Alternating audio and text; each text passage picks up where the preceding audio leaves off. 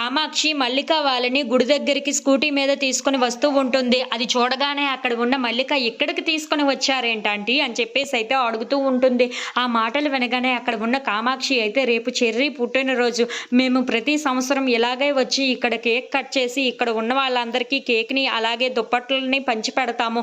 అలాగే ఈ సంవత్సరం కూడా చెయ్యాలి అనుకుంటున్నాను, అందుకే ఇక్కడికి తీసుకొని వచ్చాను, వాళ్ళందరికీ పంచి పెడదామని చెప్పేసి అయితే అంటూ ఉంటుంది. ఆ మాటలు వినగానే అక్కడ ఉన్న మల్లిక అయితే చాలా సంతోషిస్తూ ఉంటుంది.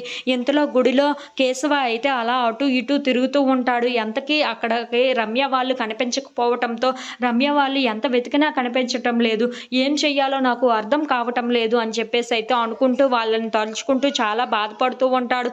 సరే ఈ ఒక్క రాత్రికి ఇక్కడే సేదతీరి ఆ తర్వాత ఉదయాన్నే లెగిచి మళ్ళీ వెతుకుదామని చెప్పేసి అయితే అనుకుంటూ ఆ గుడిలోనే పడుకుంటూ ఉంటాడు.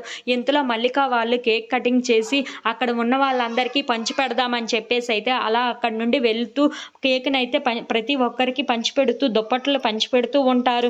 ఇంతలో అక్కడ ఉన్న మల్లిక అది చూసి చాలా సంతోషిస్తూ ఉంటుంది.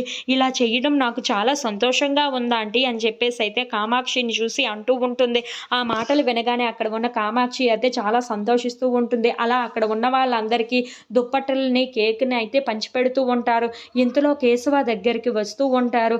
అక్కడ ఉన్న కేశవాన్ని చూసి మల్లిక అయితే ఒక్కసారిగా షాక్ అయిపోతూ ఉంటుంది. ఏంటి నాన్నలా ఉన్నాడే అని చెప్పేసి అయితే అనుకుంటూ అక్కడ ఉన్న వాళ్ళ నాన్నని చూసి అలా చూస్తూ ఉండిపోతుంది. If you like this video please like, share and subscribe.